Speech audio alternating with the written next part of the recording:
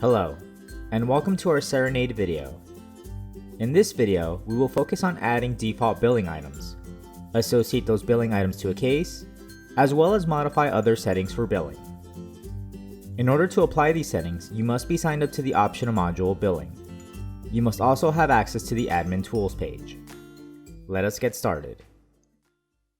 Once inside the Caseworker portal, we will access the Admin Tools page by clicking on the Settings icon on the top right, and then proceed to select Admin Tools. We are now in the Admin Tools page. Let us now click on Billing Items.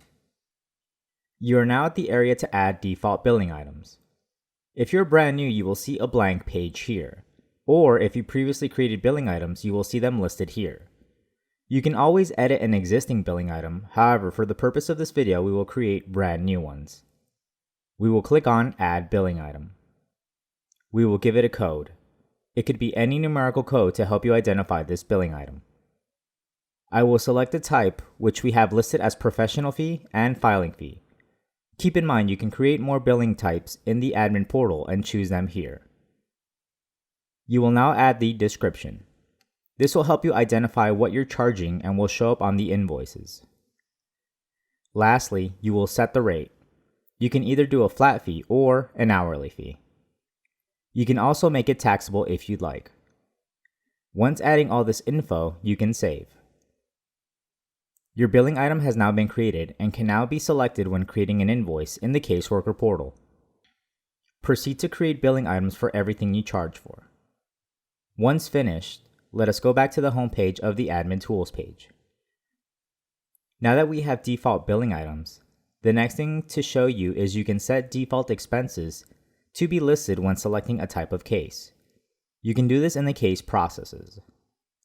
Once inside, you will locate the case you want to assign a billing item. Once found, click on the billing item icon. You will then click on Add Process Billing Item.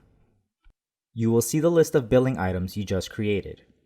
Proceed to choose the billing items you want to associate for this specific type of case by clicking on the checkbox to the left. Once finished, click on Add Billing Items. The billing items are now associated to this case, which means when working on a case and selecting this type of case, the moment I go to create an invoice and want to pull expenses, these items will be listed for me. Before we end this video, a couple more settings to show you regarding billing. Let us visit our application settings located on the home page. We will then click on the Billing tab to the right. We will now see a couple settings that will affect all users. The first couple settings involves taking everyone's ability to delete trust account info and invoices. Keep in mind, you can have this setting off and still limit someone's access in their user profile. If you've made a payment plan for your client, you can have the ability to add overpayments onto the next installment by selecting this option. You can have the invoice automatically list a due date by selecting this option. You can have the setting to automatically email a client when giving them a payment plan by selecting this option. You can even dictate how many days in advance you want this email to be sent out. Lastly, you can set the default note at the bottom of the invoices in this area. Once you've applied settings, you can click on Save. The last thing to show you is you can have an invoice include your own logo as opposed to our Cerenade logo. That is in the Branding section. From here, you will see a button to upload a banner. Please note that you must have a file in the size of 300 by 70 in GIF format. Once you have located the file and upload it, it will be listed, and you will click on Save.